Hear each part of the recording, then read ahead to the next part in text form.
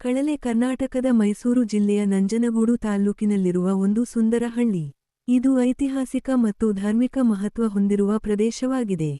ಕಳಲೆ ಊರಿನ ಹೆಚ್ಚಿನವರು ಕೃಷಿಯನ್ನು ಆಧರಿಸಿದ ಸಮುದಾಯವಾಗಿದ್ದು, ಶ್ರೀಕ್ಷೇತ್ರ ನಂಜನಗೂಡು ದೇವಾಲಯಕ್ಕೆ ಸಮೀಪದಲ್ಲಿರುವುದು ಇದಕ್ಕೆ ವಿಶೇಷತೆ ನೀಡುತ್ತದೆ. ಕಳಲೆ ಲಕ್ಷ್ಮೀಕಾಂತ ಸ್ವಾಮಿ ದೇವಾಲಯ. ಕಳಲೆ ಲಕ್ಷ್ಮೀಕಾಂತ ಸ್ವಾಮಿ ದೇವಾಲಯವು ಕರ್ನಾಟಕದ ಮೈಸೂರು ಜಿಲ್ಲೆಯ ನಂಜನಗೂಡು ತಾಲ್ಲೂಕಿನ ಕಳಲೆ ಗ್ರಾಮದಲ್ಲಿ ಸ್ಥಾಪಿತವಾಗಿರುವ ಒಂದು ಪ್ರಾಚೀನ ದೇವಾಲಯ. ಈ ದೇವಸ್ಥಾನವು ವಿಶೇಷವಾಗಿ ತನ್ನ ಶಿಲ್ಪಕಲೆಯ, ಐತಿಹಾಸಿಕ ಮಹತ್ವದ ಮತ್ತು ಧಾರ್ಮಿಕ ಶ್ರದ್ಧೆಯ ಕಾರಣ ಪ್ರಸಿದ್ಧವಾಗಿದೆ.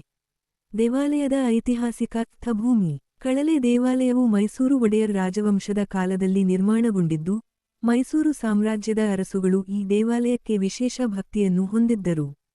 ದೇವಾಲಯದ ಮುಖ್ಯ ದೇವರಾಗಿರುವ ಲಕ್ಷ್ಮೀಕಾಂತ ಸ್ವಾಮಿ ಭಕ್ತರಿಗೆ ಶುಭ ಮತ್ತು ಐಶ್ವರ್ಯವನ್ನು ಕರುಣಿಸುವ ದೇವತೆ ಎಂದು ಭಾವಿಸಲಾಗಿದೆ. ದೇವಾಲಯದ ಶಿಲ್ಪ ಮತ್ತು ವಿಶೇಷತೆಗಳು. ದೇವಾಲಯದ ಗೋಪುರ, ಕಲ್ಲಿನಲ್ಲಿ ಕಲೆ ಹೊಂದಿದ ಶಿಲ್ಪಗಳು, ಮತ್ತು ಸುಂದರ ಶಿಖರ ಇದು ದ್ರಾವಿಡ ಶೈಲಿಯ ವಿನ್ಯಾಸ ಹೊಂದಿದೆ. ದೇವಾಲಯದ ಒಳಗೆ ದೇವರ ವಿಗ್ರಹವು ಅತ್ಯಂತ ಆಕರ್ಷಕ ಮತ್ತು ಶ್ರದ್ಧಾನ್ವಿತವಾಗಿದೆ. ಇದು ಮೈಸೂರು ಅರಸರಿಂದ ನಿರ್ವಹಣೆಯಾದ ದೇವಾಲಯಗಳಲ್ಲಿ ಒಂದಾಗಿದ್ದು, ದೈನಂದಿನ ಪೂಜೆ, ವಿಶೇಷ ಉತ್ಸವಗಳು ವಿಜೃಂಭಣೆಯಿಂದ ನೆರವೇರುತ್ತವೆ. ಉತ್ಸವಗಳು ಮತ್ತು ವಿಶೇಷ ಪೂಜೆಗಳು. ವಾರ್ಷಿಕ ಜಾತ್ರೆ. ಲಕ್ಷ್ಮೀಕಾಂತ ಸ್ವಾಮಿಗೆ ಸಮರ್ಪಿತ ರಥೋತ್ಸವ ಅತ್ಯಂತ ಹಮ್ಮಿಕೊಳ್ಳಲಾಗುತ್ತದೆ. ವಿಶೇಷ ಪೂಜೆಗಳು ಶ್ರಾವಣ ಮಾಸ, ರಾಮನವಮಿ, ದೀಪಾವಳಿ ಮತ್ತು ವೈಕುಂಠ ಏಕಾದಶಿ ದಿನಗಳಲ್ಲಿ ವಿಶೇಷ ಸೇವೆಗಳು ನಡೆಯುತ್ತವೆ.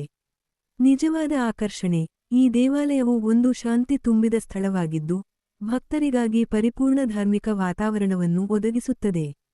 ಸ್ಥಳದ ಮಹತ್ವ ಮತ್ತು ಪ್ರವಾಸ. ಕಳಲೆ ಗ್ರಾಮವು ನಂಜನಗೂಡು ಶೈವ ಕ್ಷೇತ್ರಕ್ಕೆ ಹತ್ತಿರವಾಗಿರುವುದರಿಂದ ಆಧ್ಯಾತ್ಮಿಕ ಯಾತ್ರಿಕರಿಗೆ ಇದು ಮುಖ್ಯ ತೀರ್ಥಕ್ಷೇತ್ರವಾಗಿದೆ.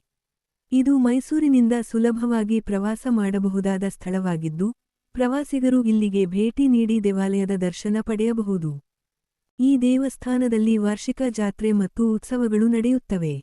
ಜಾತ್ರೆಯ ಸಮಯದಲ್ಲಿ ವಿವಿಧ ಧಾರ್ಮಿಕ ಮತ್ತು ಸಾಂಸ್ಕೃತಿಕ ಕಾರ್ಯಕ್ರಮಗಳು ಆಯೋಜಿಸಲ್ಪಡುತ್ತವೆ. ಇತರ ದೇವಾಲಯಗಳಾದ ಶ್ರೀ ರೇವಣ್ಣ ಸಿದ್ದೇಶ್ವರ ದೇವಾಲಯವು ಶಿವನಿಗೆ ಸಮರ್ಪಿತವಾಗಿದ್ದು, ಶ್ರೀ ವೀರಭದ್ರ ಸ್ವಾಮಿ ದೇವಾಲಯವು ವೀರಭದ್ರ ಸ್ವಾಮಿಗೆ ಸಮರ್ಪಿತವಾಗಿದೆ.